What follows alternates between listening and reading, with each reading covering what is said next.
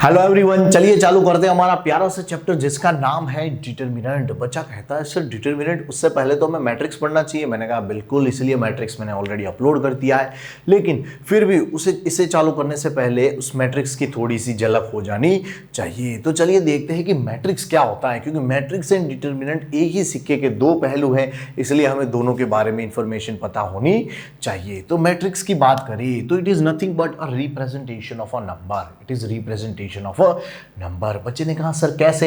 मैंने कहा देखो, अगर कभी आपके पास कोई नंबर 5 दिया हो और इसे आप रेक्टेंगुलर बॉक्स में इस तरह से रिप्रेजेंट करो तो इसे बुलाया जाता है मैट्रिक्स। क्या कहा जाता है? Matrix, which is denoted by capital alphabet, जिसे आप कैपिटल ए कैपिटल बी इस तरह से डिनोट कर सकते हो। बच्चे ने कहा सर ये तो एक ही नंबर था, अगर ज्यादा होते तो? मैंने कहा ज्यादा हो तो भी आप रिप्रेजेंट कर सकते हो।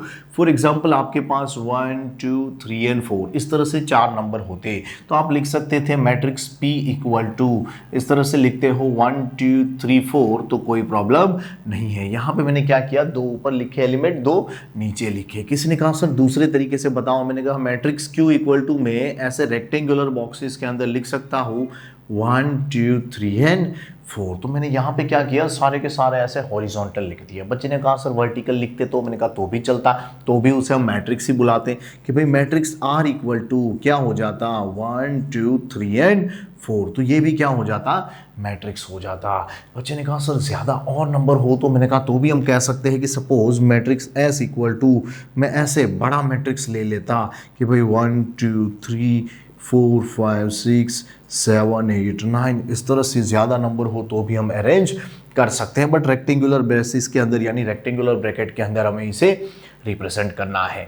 बच्चे ने कुछ बातें ऑब्जर्व की कि सर जी यहाँ पे जो आपने पहला ये मैट्रिक्स लिया ना, मैट्रिक्स P, उसमें हमने क्या देखा कि ये जो 1 एंड 2 है ना ऐसे हॉरिजॉन्टली है, यानी ऐसे रो में है। यस, मैंने कहा इसे बुलाते हैं रो, और ये पहली रो है इसलिए रो 1। सेम वे इसे बुलाते हैं रो 2 के एलिमेंट, मतलब रो 1 के एलिमेंट कौन से हुए, 1 एंड 2, रो 2 के एलिमेंट हो गए 3 एंड 4। सेम वे अगर बातें करें तो यहाँ पे ये जो वर्टिकली एलिमेंट दिख रहे हैं ना वो कॉलम के एलिमेंट माने जाते हैं, मतलब वर्टिकली जो होता है अरेंजमेंट उसे हम कॉलम बुलाते हैं। तो बच्चे ने कहा सर 1 एंड 3 ये वाले एलिमेंट कॉलम 1 के? मैंने कहा हाँ। एंड 2 एंड 4 किसके एलिमेंट हो गए, कॉलम 2 के, कॉलम 2 के।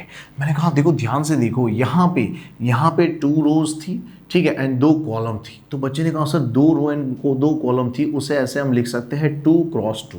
ये क्या बताता है, इस मैट्रिक्स का ऑर्डर, मतलब कि पहला जो लिखा होगा, ठीक है, पहला जो लिखा होगा वो नंबर ऑफ रोज रिप्रेजेंट करेगा, दूसरा जो लिखा होगा वो नंबर ऑफ कॉलम रिप्रेजेंट करेगा। मतलब 2 क्रॉस 2 का मतलब है कि मैट्रिक्स में 2 रो एंड 2 कॉलम है।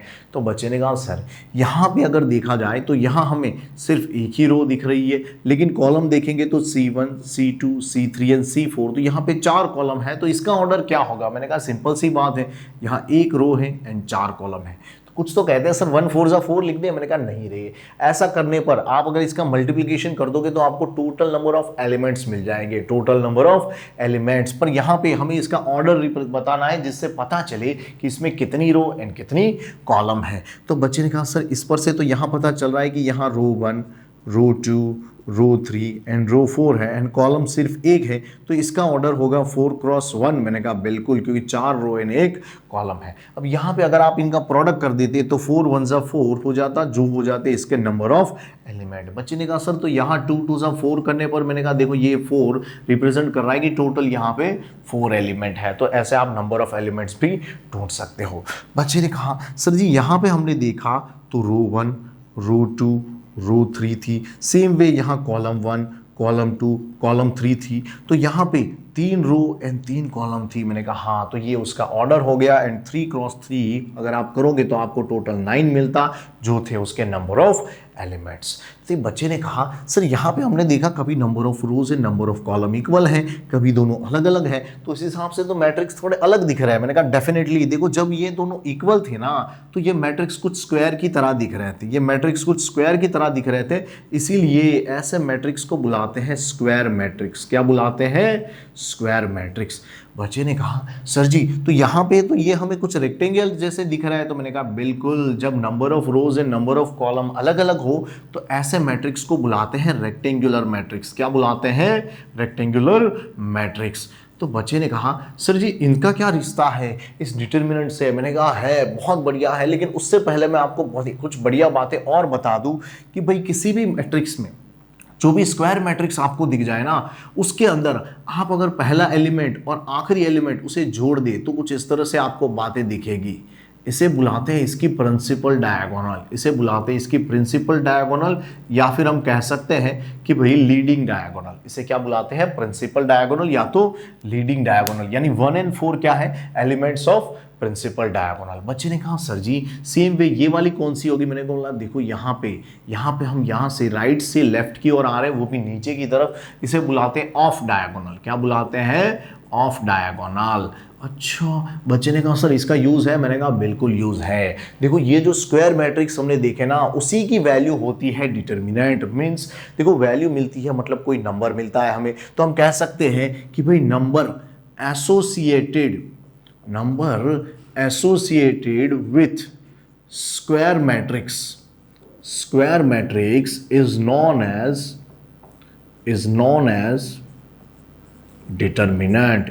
As determinant. तो ये हो गई डिटर्मिनेंट की डेफिनेशन, जिसे डिनोट किया जाता है डेट ए करके। ठीक है, अगर मैट्रिक्स ए दिया हो तो हम कह सकते हैं उसकी वैल्यू को, यानी उसके डिटर्मिनेंट को डिटर्मिनेंट ए लिखा जाता है। या फिर आप ऐसे दो वर्टिकल लाइन खींच के बीच में मैट्रिक्स का नाम लिख दो तो इसे भी कहा जाता है determinant of A, means value of square matrix A. अच्छा, बच्चे ने कहा सर ये दो ही नाम है। मैंने कहा नहीं, जनरली किसी भी डिटर्मिनेंट को आप ऐसे डेल्टा सिंबल से रिप्रेजेंट कर सकते हो। ये रिप्रेजेंट करता है value of that square matrix, या हम कह सकते हैं आंसर ऑफ दैट डिटर्मिनेंट। अच्छा, बच्चे ने कहा सर ये ढूंढेंगे कैसे। मैंने कहा सिंपल सी बात है। देखो यहाँ पे सपोज मैट्रिक्स ए था, हमारे पास मैट्रिक्स ए था, उसका डिटर्मिनेंट ढूंढना हो तो मैं ऐसे डिटर्मिनेंट ए कर दूंगा और इसे कैसे लिखूंगा, इस तरह से। इसका आंसर क्या आएगा, 5 आ जाएगा, क्योंकि यहाँ पे सिर्फ एक ही नंबर है तो कोई ऑपरेशन पॉसिबल नहीं है। 5 का आंसर 5 ही होता है, तो इसका डिटर्मिनेंट क्या होगा, 5 होगा। बच्चे ने कहा सर यहाँ पे आपने जो एलिमेंट लिया उसमें एक रो एंड एक कॉलम थी, क्योंकि ऐसे देखे तो एक एलिमेंट, ऐसे देखे तो भी एक एलिमेंट, एक रो ही दिख रही थी उस तरह से, और इस तरह से देखे तो एक कॉलम दिख रही थी। तो ये स्क्वायर मैट्रिक्स में तो 1 क्रॉस 1 का था, लेकिन हो सकता है 2 क्रॉस 2 का हमें मिले कभी, या 3 क्रॉस 3 का। तो कैसे सॉल्व करेंगे। मैंने कहा डेफिनेटली, तो पहले हम देखते हैं 2 क्रॉस 2 का कैसे सॉल्व किया जाता है, कैसे डिटर्मिनेंट ढूंढा जाता है, किसका, कि स्क्वायर मैट्रिक्स ऑफ ऑर्डर 2 का। यानी कभी आपको स्क्वायर मैट्रिक्स मिल जाए ऑर्डर 2 का, for example matrix A equal to आपको दिया हो ए बी सी डी, तो इसे कैसे सॉल्व करेंगे, इसका डिटर्मिनेंट कैसे ढूंढेंगे। मैंने कहा सिंपल सी बात है, इसके डिटर्मिनेंट को हम ऐसे लिख सकते हैं, डिटर्मिनेंट ए इक्वल टू, यहाँ पे दो क्या कर देनी है, हमें वर्टिकल लाइन खींच देनी है, ये ए बी सी डी इसे लिख देना है। अब हम इसे सॉल्व करेंगे, कैसे करते हैं इसे। बच्चे ने कहा सॉल्व, मैंने कहा सिंपल सी बात है, यहाँ बाय डिफॉल्ट साइन माइनस लगा दो, और क्या करना है, हमें पहले करना है product of principal diagonals element. Principal diagonal तो ये रही, इसके अगर एलिमेंट का प्रोडक्ट करेंगे तो होगा a इंटू डी, माइनस हमें करना होता है प्रोडक्ट ऑफ सेकेंडरी डायगोनल, यानी कि ऑफ डायगोनल के एलिमेंट, यानी कि c इंटू डी। तो ये क्या देता है हमें, वैल्यू ऑफ दैट डिटर्मिनेंट, बच्चे ने कहा sir let's take one example. मैंने कहा डेफिनेटली, जिससे हमें और अच्छे से क्लियर हो कि भाई suppose matrix p equal to अगर हमें दिया हो कॉस थीटा, यहाँ पे हो कॉस थीटा, यहाँ पे हो माइनस साइन थीटा, साथ में यहाँ पे हो साइन थीटा। अगर मुझे इसका डिटर्मिनेंट ढूंढना हो तो कैसे ढूंढूंगा। मैंने कहा देखो यहाँ पे बस एक ही काम करना है, determinant of p equal to, इसे पहले अच्छे तरीके से लिख लो कि भाई ये है कॉस थीटा, यहाँ है साइन थीटा, यहाँ है माइनस साइन थीटा, यहाँ है कॉस थीटा। क्या करना है हमें, पहला काम करना है product of principal diagonals element. Principal diagonal यहाँ होती है तो हमें पता है कॉस इंटू कॉस होता है cos square theta, cos into cos होता है कॉस स्क्वायर थीटा। उसके बाद हम लिखते थे by default sine minus, by default sine हमें क्या लिखना होता है, माइनस। उसके बाद क्या करेंगे, सेकेंडरी डायगोनल के एलिमेंट का प्रोडक्ट। मैंने कहा देखो sine theta into sine theta is actually sign square theta, लेकिन मैंने कहा यहाँ माइनस है, इसलिए यहां पे हम कर देंगे माइनस। बच्चे ने कहा सर ये माइनस बाहर जाएगा ना, तो माइनस माइनस प्लस हो जाएगा। तो मैंने कहा cos square theta plus sine square theta equal to क्या हो जाता है 1, which is value of this determinant P। तो इस तरह से आप 2 क्रॉस 2 के डिटर्मिनेंट को सॉल्व कर सकते हो। चलिए देखते हैं कि कैसे 3 क्रॉस 3 का मैट्रिक्स दिया हो तो उसका डिटर्मिनेंट ढूंढा जाता है। बच्चे ने कहा सर जी यहाँ पे आपने लिखा है नंबर 1 करके सारस डायग्राम, मतलब यहाँ पे क्या और भी मेथड है? मैंने कहा बिल्कुल, इसे 2 मेथड से सॉल्व किया जा सकता है, जिसमें पहली मेथड हम यूज करेंगे सारस डायग्राम। नाम पर से ही पता चलता है किसी सारस नाम के बंदे ने ढूंढा होगा। मैंने कहा बिल्कुल, लेकिन उन सब बातों में नहीं उलझना, हमें तो ये देखना है कि कैसे सारस डायग्राम की मेथड से हम डिटर्मिनेंट ढूंढ सकते हैं। कि सपोज हमारे पास 3 क्रॉस 3 का कोई ऐसा स्क्वायर मैट्रिक्स दिया हो कि भाई यहाँ पे दिए हो एलिमेंट 1 2 3 4 5 6 7 8 9 और हमें इसका डिटर्मिनेंट चाहिए। तो बच्चा जानता है कि इसके डिटर्मिनेंट को हम कुछ इस तरह से लिखेंगे, डिटर्मिनेंट A इक्वल टू, जैसे इस तरह से 2 वर्टिकल लाइन में लिख देना है और यहाँ लिख सकते हैं 1 2 3 4 5 6 7 8 9। अब इसे सॉल्व करने के लिए हम यहाँ पे यूज कर रहे हैं सारस डायग्राम मेथड। तो सारस डायग्राम मेथड कहती है कि पहले आप इस तीनों की तीनों कॉलम को यहाँ छाप लो, पहले आप इस तीनों की तीनों कॉलम को यहाँ छाप लो,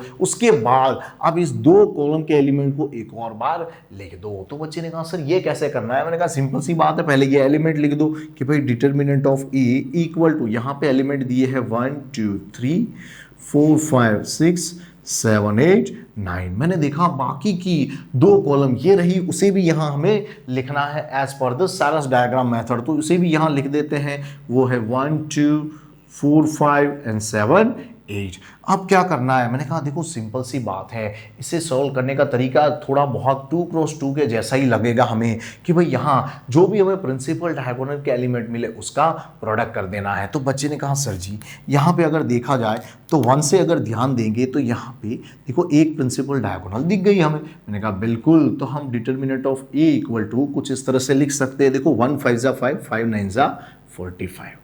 अब मैंने कहा ध्यान से देखो, आपको यहाँ पे एक और प्रिंसिपल डायगोनल मिलेगी। तो बच्चे ने कहा सर उसे भी इसमें जोड़ देते हैं, उसमें क्या है? मैंने कहा बिल्कुल, अब इनका प्रोडक्ट करते हैं। देखो 2 6 जा 12 12 7 जा 84, तो यहाँ पे आएगा 84। मैंने कहा देखो ध्यान से देखेंगे तो एक और हमें प्रिंसिपल डायगोनल दिख रही है। तो यहाँ पे अगर इस तरह से देखा जाए तो 3 4 जा 12 12 8 जा क्या हो जाता है 96। तो यहाँ पे हम कर देंगे प्लस 96। अब बच्चे ने कहा सर जी अब तो यहाँ पे हम देखेंगे तो 1 and 5 है, आगे कोई एलिमेंट नहीं है, मतलब इसे हम प्रिंसिपल डायगोनल नहीं बुला सकते। मैंने कहा कोई बात नहीं, अब यहाँ पे हम ऑफ डायगोनल को ढूंढेंगे, क्योंकि उसके एलिमेंट हम क्या करते थे? माइनस करते थे। क्या करते थे? माइनस करते थे। मैंने कहा देखो यहाँ से अगर देखा जाए ना तो हमें ये ऑफ डायगोनल दिख जाती है। तो 3 5 जा हो जाता है 15 15 7 जा हो जाता है 105।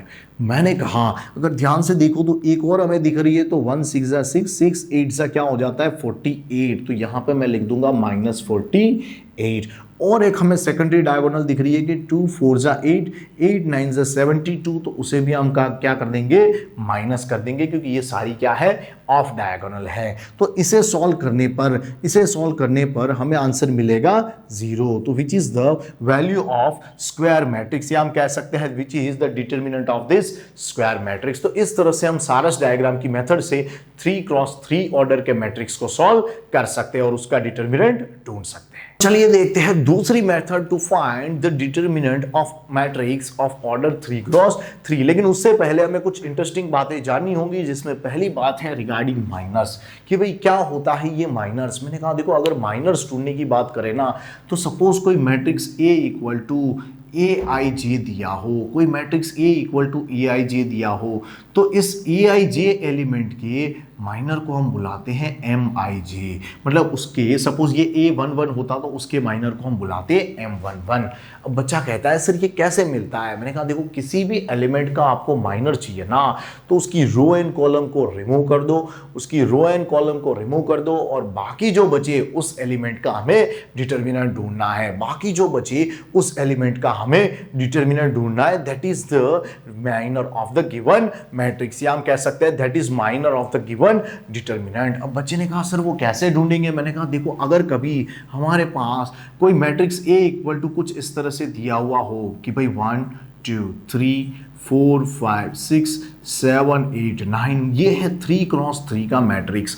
अब इसका अगर डिटर्मिनेंट लिखेंगे, डिटर्मिनेंट फॉर्म तो कुछ इस तरह से दिखता है कि भाई ये इस तरह से दिखेगा 1 2 3 4 5 6 7 8 9। अब अगर मुझे किसी भी एलिमेंट का माइनर चाहिए, फॉर एग्जांपल मुझे इस 1 का माइनर चाहिए, तो मैंने कहा 1 की पोजीशन कौन सी है, देखो 1 है ना, उस एलिमेंट को मैं लिख सकता हूँ A11 क्योंकि वो first row and first column का एलिमेंट है। तो उसका माइनर को हम डिनोट कर सकते हैं M11 से, उसके माइनर को हम डिनोट कर सकते हैं M11 से। तो बच्चे ने कहा सर ये M11 क्या होगा, मैंने कहा सिंपल सी बात है, अभी मैंने कहा था जिस भी एलिमेंट का आप माइनर ढूंढ रहे हो उसकी रो एंड कॉलम को रिमूव कर दो, उसकी रो एंड कॉलम को रिमूव कर दो। मैंने रो को हटा दिया एज वेल एज कॉलम को हटा दिया, जो बाकी बचा उसका डिटर्मिनेंट ले लेना है, मतलब 5 6 एंड 8 9 जो ये बचे 5 6 एंड 8 9 उसका हमें डिटर्मिनेंट ले लेना है which is the minor of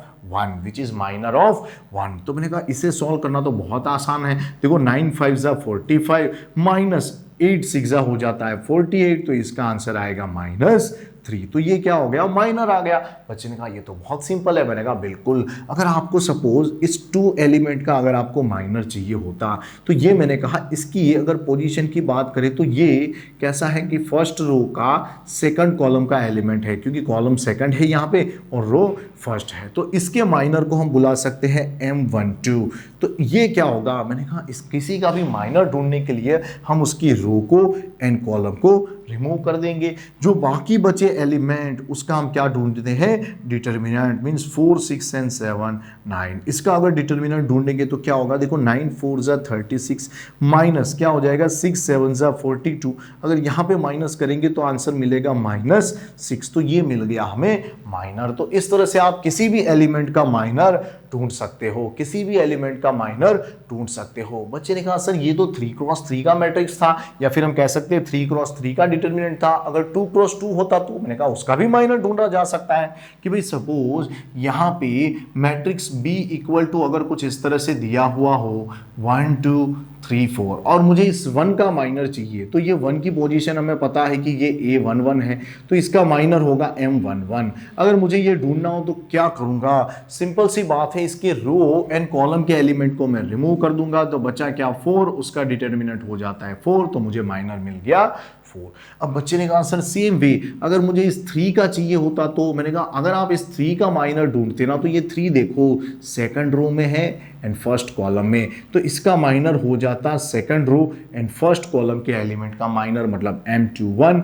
इसे कैसे ढूंढते, मैंने बोला इसकी हम ये कॉलम एंड रो को रिमूव कर दे तो बाकी बचता एलिमेंट 2 जिसका डिटर्मिनेंट होता 2, तो ये हो गया उसका भी आंसर। तो इस तरह से माइनर ऑफ 2x2 मैट्रिक्स से हम कह सकते हैं 2x2 डिटर्मिनेंट भी ढूंढा जा सकता है। चलिए देखते हैं कि कैसे कोफैक्टर ढूंढा जाता है। बच्चे कहते हैं सर ये माइनर के बाद कोफैक्टर क्या हो गया, मैंने कहा देखो ये उसी से रिलेटेड टर्म है इसलिए साथ में ले लिया, और 3x3 के डिटर्मिनेंट को सॉल्व करने के लिए इसका बहुत ही मेजर रोल है। तो पहले इसे हमें जानना जरूरी है कि सपोज हमारे पास कोई मैट्रिक्स A इक्वल टू यहाँ पे AIJ हो, तो मैंने कहा देखो इसका माइनर हम बुलाते थे MIJ और इसका कोफैक्टर होना तो उसे हम बुलाते हैं CIJ, या फिर आप कह सकते हो कैपिटल AIJ, ऐसे भी डिनोट कर सकते हो। अब बच्चे ने कहा सर ये CIJ होता क्या है, मैंने कहा देखो कोफैक्टर की बात करें ना तो it is nothing but a -1/i+j का प्रोडक्ट आप उसके माइनर से कर दो, मतलब किसी भी माइनर को -1/i+j से मल्टीप्लाई कर दो तो हमें क्या मिल जाता है, उस एलिमेंट का कोफैक्टर। बच्चे ने कहा सर ये कैसे है, मैंने कहा सिंपल सी बात है, देखो सपोज अगर मैं पहले 2x2 का मैट्रिक्स लूँ कि भाई मैट्रिक्स A इक्वल टू यहाँ पे दिया हुआ हो 1 2 3 4 और मुझे यहाँ इसके कोफैक्टर ढूंढने हैं, तो मैंने कहा देखो यहाँ हर एक एलिमेंट की पोजीशन की बात करूँ ना तो कुछ इस तरह से दिखता है। पहला एलिमेंट है ना वो A11 है, ये है A12, ये है A21 और ये है A22, और इसके कोफैक्टर की बात करें तो पहले का कोफैक्टर होगा C11। अगर मैं इसको ढूंढने की कोशिश करूं तो क्या होगा, देखो -1/i+j लिखा है, बच्चा बच्चा जानता है i का मतलब नंबर ऑफ रोज, j का मतलब नंबर ऑफ कॉलम। मैंने कहा देखो यहाँ नंबर ऑफ रोज लिखी है 1, नंबर ऑफ कॉलम कौन सी है यहाँ पे यहाँ पे वो भी है 1। तो मैंने कहा इनटू हमें लिखना होता है माइनर। देखो किसका माइनर ढूंढ रहे हैं, पहले एलिमेंट का। माइनर कैसे ढूंढा जाता है, बच्चा जानता है कि सर इसकी रो एंड कॉलम को रिमूव कर दो। मैंने कहा देखो 4 बचा, तो उस 4 का डिटर्मिनेंट होता है 4, और इसे आप अगर सॉल्व करोगे तो क्या होगा, 1 + 1 2, -1 की पावर 2 क्या हो जाती है +1, तो 4 1 ज़ा 4, हमें क्या मिला 4। बच्चे ने कहा सर किसी और एलिमेंट का ढूंढो। मैंने कहा सपोज मैं A12 का ढूंढता हूं, तो इसका क्या होता है कोफैक्टर C12, क्या होगा -1 क्या हो जाएगा 1 + 2 I + J इंटू माइनर, मतलब यहाँ 2 का हमें माइनर ढूंढना है साथ में। तो क्या करेंगे, उसकी रो एंड कॉलम को रिमूव करेंगे तो बाकी बचा 3, तो 3 का डिटर्मिनेंट होता है 3। मैंने कहा देखो यहाँ पे 1 + 2 दिया है 3, यानी कि ऑड नंबर, -1 की पावर ऑड नंबर, मतलब वो -1 ही देगा, क्योंकि पावर कैसी है ऑड नंबर, वो माइनस को बाहर निकाल देते हैं। तो 3 × -1 बिकम -3, तो इसका आंसर हमें कैसा मिला -3। तो इस तरह से हम कोफैक्टर ढूंढ सकते हैं। अब बच्चे ने कहा कि सर जी यहाँ अगर कोफैक्टर इस तरह से ढूंढने हो तो हर बार ये -1 करना ज़रूरी है। मैंने कहा नहीं, इसका एक अल्टरनेट शॉर्टकट भी हम ट्राई कर सकते हैं कि भाई फॉर एग्जांपल हमें पता ही है कि जब हम 1 + 1 2 करते हैं तो हमें आंसर कैसा मिल रहा था, देखो 1 + 1 2 मतलब इवन नंबर, तो इसमें हमें प्लस ही आंसर मिल रहा था। सेम वे 2 + 2 4 करने पर हमें कैसा आंसर मिल रहा था, प्लस ही आंसर मिल रहा था। मतलब कि इसके कोफैक्टर ढूंढते समय यहाँ पे और यहाँ पे आंसर कैसा मिल रहा है, प्लस मिल रहा है। बच्चे ने कहा सर जी ध्यान से देखो, यहाँ 1 + 2 3 होता है, 2 + 1 3 होता है, मतलब यहाँ पे जब भी 3 आता था ना तो यहाँ आंसर माइनस आता था। मैंने कहा बिल्कुल, जब भी ऑड नंबर आंसर प्लस में आ जाए तो हम कह सकते हैं कि उसका आंसर माइनस आगे आएगा। तो यहाँ पे कौन सी साइन हम लगा सकते हैं, माइनस। सर बच्चे ने कहा सर इसका क्या करने की जरूरत है। मैंने कहा देखो -1 जो भी आने वाला था ना उसकी साइन हमने पहले से लिख दी, अब हमें सिर्फ क्या करना है, माइनर ढूंढना है और उसके आगे ये साइन लगा देनी है। बच्चे ने कहा सर कैसे। मैंने कहा देखो सपोज आप A22 का अगर आप क्या ढूंढ रहे हो, कोफैक्टर, तो आपको कुछ नहीं करना, बस आपको कोफैक्टर का नाम क्या होगा, C22। अब मैंने कहा उसकी रो एंड कॉलम को आप रिमूव करो, क्या बचा ये वाला एलिमेंट, मतलब कि भाई ये कौन था 4 था, उसकी आपने रो एंड कॉलम को रिमूव कर दिया तो क्या बचा 1 बचा, तो आप यहाँ 1 लिख दो। अब देखो जरा वहां पे साइन कौन सी थी, मैंने कहा साइन थी प्लस, साइन कौन सी थी, प्लस, तो बस इसका आंसर आ जाएगा +1। क्या आ जाएगा, +1। सिंपल। तो इस तरह से आप सॉल्व कर सकते हो। सपोज आपका मन करे कि सर मुझे इसका कोफैक्टर ढूंढना है, मैंने कहा देखो सीधी बात है, इसका कोफैक्टर होगा C21। अच्छा बच्चे ने देखा यहाँ सर इसकी साइन माइनस है, मैंने कहा माइनस पहले ही लगा दो, कोई टेंशन ना रहे। अब ये एलिमेंट कौन सा था, ये वाला। अगर मैं इसकी रो एंड कॉलम को रिमूव कर दूं, देखो रो एंड कॉलम को रिमूव कर दूं तो हमें दिख रहा है 2, तो यहाँ पे बस हमें 2 लिख देना है। तो ये क्या आ गया, -2 इज द कोफैक्टर। तो इस तरह से इजी तरीके से भी आप डायरेक्टली ढूंढ सकते हो। चलिए देखते हैं कोफैक्टर ऑफ 3 × 3 डिटर्मिनेंट। कि भाई सपोज आपके सामने कोई मैट्रिक्स A = ऐसे दिया हो AIJ एलिमेंट के साथ। मैंने कहा इसके हम माइनर को MIJ बुलाते थे और कोफैक्टर को क्या बुलाते थे, CIJ। और क्या होता है ये CIJ, मैंने कहा देखो -1 I + J को आप मल्टीप्लाई कर दो MIJ से, मतलब उसके माइनर से, तो हमें मिल जाता है उसका कोफैक्टर। बच्चे ने कहा सर ढूंढेंगे कैसे। मैंने कहा सिंपल सी बात है कि सपोज आपको डिटर्मिनेंट A = कुछ इस तरह से दिया हुआ हो 1 2 3 4 5 6 7 8 9 और आपको यहाँ पे किसी भी एलिमेंट का कोफैक्टर ढूंढना हो तो क्या करेंगे कि भाई सपोज आपको यहाँ पे 4 का कोफैक्टर ढूंढना है। मैंने कहा देखो अगर आप 4 को टारगेट कर रहे हो ना तो वो second row and first column में आता है, मतलब कि इसकी पोजीशन क्या होगी, मैंने कहा second row and first column, मतलब A21। तो इसका कोफैक्टर होगा C21। बच्चे ने कहा सर C21 तो सिंपल सी बात है, -1 हम कर देंगे 2 + 1 और क्या करना होगा, हमें इसकी रो एंड कॉलम को रिमूव करना है। मैंने कहा डेफिनेटली इसकी रो एंड कॉलम को आप रिमूव करेंगे तो बाकी बचे एलिमेंट का हमें माइनर लिखना है। तो मैंने कहा माइनर देखो किसका होगा, 2 3 8 9। बच्चे ने कहा सर यहाँ पे 2 + 1 क्या हो जाता है 3, मतलब ऑड नंबर आया तो यहाँ खुलेगा माइनस, क्या खुलेगा माइनस। मैंने कहा देखो अब इसे सॉल्व कर देंगे, क्या होगा 9 2 18 -8 3 24। मैंने कहा देखो यहाँ पे माइनस बाहर है, 18 - 24 क्या हो जाता है -6। मैंने कहा माइनस माइनस प्लस हो जाएगा तो आंसर क्या मिलेगा 6, क्या मिलेगा 6। बच्चे ने कहा सर ये माइनर ढूंढना तो आसान है, इसकी रो एंड कॉलम को रिमूव रिमूव करना है, पर ये -1 यहाँ भी तंग करेगा हमें, तो कोई शॉर्टकट नहीं है। मैंने कहा बिल्कुल है, यहाँ भी हम पहले से इसकी साइन याद कर लेते हैं, जिससे काम कैसा हो जाए, आसान हो जाए। कि अगर इस एलिमेंट की पोजीशन की बातें करें तो इसके एलिमेंट कुछ इस तरह से हमें दिखेंगे।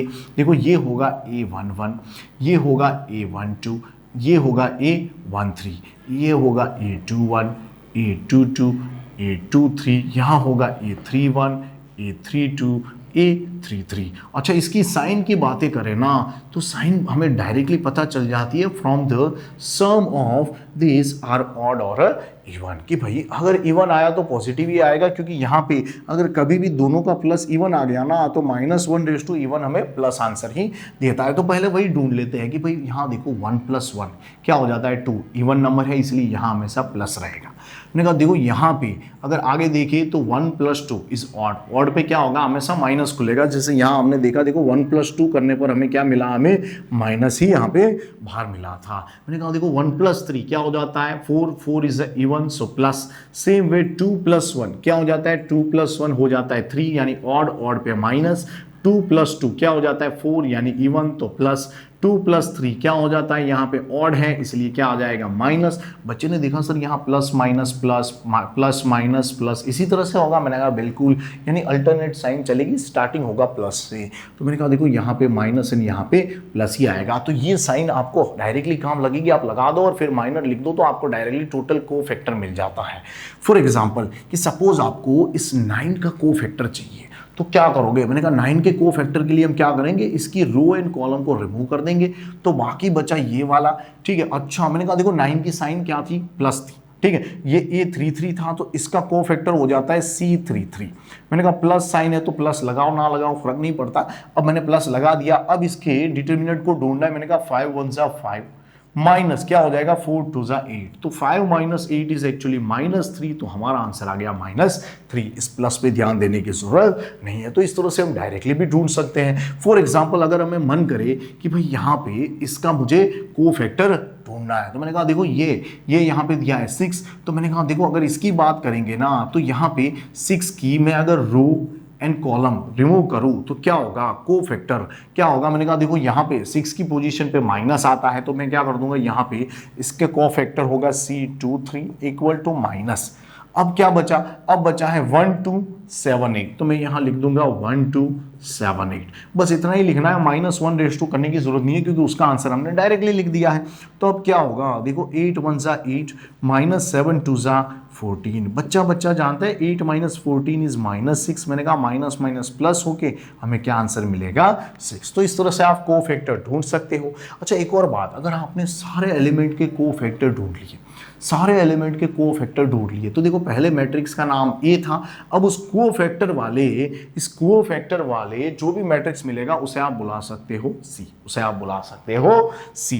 ठीक है, अच्छा और उसके डिटरमिनेंट को हम क्या बुला सकते हैं, determinant of C, determinant of C। तो ये क्या रिप्रेजेंट करता है, this is the determinant of cofactor of a matrix, cofactor of a matrix. ठीक है, चलिए देखते हैं कि कैसे determinant of square matrix of order 3 solve किया जाता है। हमने सारस मेथड तो देखी थी, अब हम दूसरी मेथड देखने जा रहे हैं जिससे हमारा काम आसान हो जाए। कि भाई सपोज हमारे पास कभी कोई मैट्रिक्स A = कुछ इस तरह से दिया हुआ हो कि भाई 1 2 3 4 5 6 7 8 9 और मुझे इसका डिटरमिनेंट ढूंढना है, मुझे इसका डिटरमिनेंट ढूंढना है। ये 3 × 3 ऑर्डर का मैट्रिक्स है। तो मैंने कहा देखो सिंपल सी बात है, determinant of any matrix equal to क्या होता है, सम ऑफ। देखो हर कोई जानता है sigma is the symbol of sum, तो sum of product of any elements, ठीक है, एनी रो और कॉलम्स एलिमेंट, यानी आप किसी भी रो या कॉलम के एलिमेंट उठा रहे हो तो मैंने कहा एलिमेंट्स को हम EI से डिनोट कर सकते हैं। ठीक है, मैंने कहा sum of product of any rows element with its cofactor या फिर columns element with its cofactor, यानी कि आप किसी भी रो या कॉलम के एलिमेंट्स ले लोगे, उसका प्रोडक्ट किससे कर दोगे, उसके को फैक्टर से और बाद में सबका एडिशन कर दोगे, बाद में सबका एडिशन कर दोगे। याद रखना हमें किसी भी एक रो या किसी भी एक ही कॉलम को उठाना है और उसके को फैक्टर को लेना है और क्या करना है, दोनों का प्रोडक्ट करो, किसी भी एलिमेंट लो उसका को फैक्टर लो, प्रोडक्ट करो और बाद में सभी जो आंसर है उसका एडिशन कर दो। इससे क्या मिल जाता है, determinant of that matrix, determinant of that matrix. बच्चे का आंसर ये कैसे मिलेगा, मैंने कहा सिंपल सी बात है, आप कोई भी रो या कॉलम को आप टारगेट करो कि भाई सपोज मुझे डिटरमिनेंट ऑफ ए ढूंढना है, तो मैंने कहा देखो सीधी बात है, आप किसी यहाँ पे इससे पहले डिटरमिनेंट के फॉर्मेट में लिख लेते हैं 1 2 3 4 5 6 7 8 9। अब मैंने यहाँ पे वर्ड यूज किया को फैक्टर, ठीक है। हर कोई जानता है को फैक्टर और माइनर में सिर्फ ये प्लस माइनस का डिफरेंस है, मतलब -1/i+j का जो रिजल्ट आता है वो,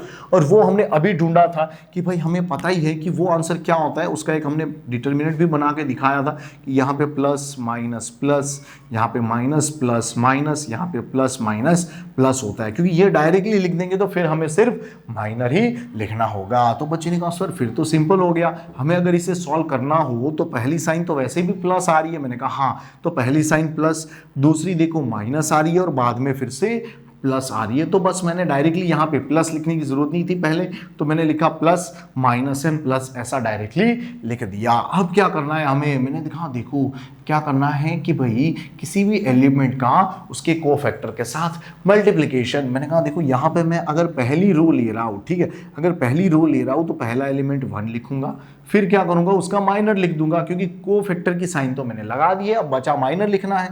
तो माइनर कैसे ढूंढा जाता है भाई, उसकी रो एंड कॉलम को रिमूव कर दो। रो एंड कॉलम को रिमूव करेंगे तो क्या होगा, देखो 9 5 45 माइनस 8 6 48, ठीक है। अब मैंने कहा यार अब मेरी बारी है 2 की, अब 2 की बारी है तो क्या करेंगे, उसकी रो एंड कॉलम को रिमूव कर देंगे, तो क्या बचेगा 9 4 क्या होगा 36, माइनस क्या हो जाएगा 7 6 क्या हो जाता है 42। फिर क्या होगा, तीसरा एलिमेंट है हमारा 3, मैंने प्लस साइन पहले से लगा दिया और बाकी बचा उसका डिटरमिनेंट। मैंने उसकी रो एंड कॉलम को रिमूव किया, मतलब बाकी बचा उसका डिटरमिनेंट, मतलब हमें माइनर की वैल्यू लिखनी है। क्या होगा 8 4 32, 7 5 35, मतलब 32 माइनस 35। बस इसे सॉल्व करना है और आंसर हमारे सामने। मैंने कहा देखो इसका आंसर क्या होगा, 45 माइनस 48 इज -3, यहाँ -2 है। मैंने कहा इसका आंसर होगा -6। मैंने कहा +3 करके यहाँ देखो यहाँ करेंगे तो क्या होगा, इसका आंसर -3। मैंने कहा ये है -3, माइनस यहाँ बाहर आके प्लस हो जाएगा तो 2 6 12। मैंने कहा देखो 3 इंटू -3 इज -9। मैंने कहा देखो 12 minus 9 is actually 3, 3 minus 3 is 0, तो हमें आंसर मिल गया। बच्चे ने कहा सर आपने पहली रो ही ली, अगर हम कोई और रो या और कॉलम लेते तो मैंने बोला तो भी आंसर आपको सेम ही मिलता, तो भी आंसर आपको सेम ही मिलता। अभी फॉर एग्जांपल कि मैं इसी को, ठीक है, दूसरे तरीके से सॉल्व कर रहा हूँ कि भाई सपोज यहाँ पे मैं डिटरमिनेंट ऑफ ए ढूंढना चाहता हूँ, यहाँ पे मैं लिख देता हूँ 1 2 3 4 5 6 7 8 9, और मैं अगर सपोज इस सेकंड कॉलम से सॉल्व करना चाहूँ, मैं इस सेकंड कॉलम से सॉल्व करना चाहूँ, तो मैं जानता हूँ कि इस सेकंड कॉलम से सॉल्व करना है, मतलब कि भाई यहाँ पे मुझे इसके एलिमेंट लिख देने चाहिए कि 2, फिर ब्रैकेट, फिर मुझे लिखना है 5 ब्रैकेट, और फिर मुझे लिखना है 8 एंड ब्रैकेट, ठीक है, 8 एंड ब्रैकेट। मैंने कहा सिंपल सी बात है, देखो इसकी साइन याद करो, यहाँ पे सेकंड कॉलम की साइन है माइनस प्लस एंड माइनस, मतलब यहाँ पे मैं लगा दूंगा माइनस, यहाँ पे प्लस एंड यहाँ पे माइनस। बच्चे ने कहा सर यहाँ तो समेशन की साइन थी, मैंने बोला समेशन मतलब हम प्लस ही कर रहे थे, लेकिन ये -1 जो आंसर आ रहा था ना, वो यहाँ साइन बदल दे रहा था, वो साइन बदल दे रहा था। तो मैंने कहा देखो अब यहाँ पे क्या करना है, सिंपल सी बात है कि भाई यहाँ 2 की बात कर रहे हैं तो उसके रो एंड कॉलम को रिमूव कर दो, ठीक है, रो एंड कॉलम को रिमूव कर दो। बाकी क्या बचा, 9 4 36 माइनस 7 6 42। फिर क्या करेंगे 5 के लिए क्या करेंगे, उसकी यहाँ पे कॉलम एंड रो को रिमूव करेंगे तो 9 1 9 माइनस 7 3 21, तो यहाँ पे आ जाएगा 9 माइनस 21। फिर मैंने कहा अगर इस 8 की बात करेंगे तो इसकी यहाँ पे कॉलम एंड रो को रिमूव करेंगे तो क्या होगा, 6 1 6 माइनस 4 3 12, क्या होगा 6 1 6 माइनस 4 3 12। अब अगर इसे सॉल्व करने जाएंगे, ठीक है, इसे सॉल्व करने जाएंगे तो मैं यहाँ सॉल्व कर रहा हूँ कि भाई यहाँ था -2, इसका आंसर क्या होगा -6, फिर यहाँ था +5, ठीक है, इसका आंसर क्या होगा 9 माइनस 21। देखो 9 में से 21 हटा रहे हैं तो याद रखना यहाँ बड़े वाले की साइन नेगेटिव है तो बड़े वाले की साइन आएगी, फिर हम इन दोनों का डिफरेंस लेते थे तो 21 माइनस 9 इज एक्चुअली 12, या आप सिंपली डायरेक्ट भी कर सकते हो 9 माइनस 21 इज माइनस 12। मैंने कहा यहाँ पे -8 लिखा हुआ है, 6 माइनस 12 इज एक्चुअली -6। मैंने कहा देखो यहाँ माइनस माइनस प्लस हो जाएगा, 2 6 12 हो जाएगा, ठीक है, ये माइनस यहाँ बाहर आएगा और 12 5 से क्या हो जाता है 60 हो जाता है। मैंने कहा ये माइनस बाहर आएगा तो क्या हो जाएगा माइनस माइनस प्लस, 8 6 हो जाता है 48। मैंने कहा देखो 12 प्लस 48 इज 60, 60 माइनस 60 इज 0। तो बच्चे ने कहा सर सेम आंसर आया। मैंने कहा डेफिनेटली आप किसी भी रो या किसी भी कॉलम से सॉल्व करो, बस आपको ध्यान रखना है कि जो भी रो या कॉलम के एलिमेंट आप ले रहे हो उसी का कोफैक्टर आपको लेना है और क्या करना है उस एलिमेंट के कोफैक्टर को दोनों का प्रोडक्ट करके बाद में हमें एडिशन कर देना है। क्या किया मैंने, देखो हर एक के एलिमेंट लिए, मतलब किसी भी रो या कॉलम के एलिमेंट लिए, उनका प्रोडक्ट किससे किया, उनके कोफैक्टर से, उनके कोफैक्टर से। याद रखना कोफैक्टर में हम क्या कर रहे हैं, पहले से साइन लगा दे रहे हैं कि प्लस माइनस क्या है और उसके बाद हम क्या कर रहे हैं डायरेक्टली माइनर की वैल्यू लिख रहे हैं, और कोफैक्टर कैसे ढूंढा जाता है वो मैंने पहले ही बता दिया है और यहां भी मैंने फिर से बता दिया है। ठीक है, चलिए देखते हैं कि कैसे determinant of square matrix of order 4 और मोर ऑर्डर के मैट्रिक्स को सॉल्व किया जाता है, मतलब उसका डिटरमिनेंट कैसे ढूंढा जाता है। मैंने कहा सपोज आपके पास कोई मैट्रिक्स A इक्वल टू कुछ ऐसा दिया हो कि भाई 1 2 3 4 5 6 7 8 9 10 11 12 13 14 15 एंड 16। तो ये 4 क्रॉस 4 ऑर्डर का मैट्रिक्स है। इससे हायर हो तो भी इसी तरीके से करेंगे जैसे मैं बता रहा हूँ। देखो सेम मेथड है, जैसे 3 क्रॉस 3 का अभी हमने सॉल्व किया ना, वही मेथड से इसे सॉल्व करना होता है। मतलब सिंपली क्या करना होता है, किसी भी रो या कॉलम के आप एलिमेंट ले लो, उसको आप प्रोडक्ट कर दो किससे, उसी के कोफैक्टर से, और बाद में उन सबको जोड़ दो, उन सबको जोड़ दो। मैंने कहा प्लस की साइन क्यों लगाया, जबकि यहाँ कोफैक्टर कभी प्लस या माइनस देने वाला है तो उस पर से यहाँ साइन चेंज होने वाली है, तो मैं क्या करूंगा बाय डिफॉल्ट प्लस लिख दूंगा, नहीं तो यहाँ से माइनस आएगा तो वो लिख दूंगा। और बच्चा बच्चा जानता है कि भाई यहाँ पे पहली साइन प्लस होती है, फिर माइनस, फिर प्लस, फिर माइनस, और हर कोई जानता है कैसे आया ये -1 + j पर से, जिससे क्या हो जाएगी कोफैक्टर में जो -1 + j करते थे उसे लिखने की जरूरत नहीं है क्योंकि डायरेक्टली हमें साइन मिल चुकी है। अब हम सीधा उसका माइनर लिख देंगे, सीधा उसका माइनर लिख देंगे।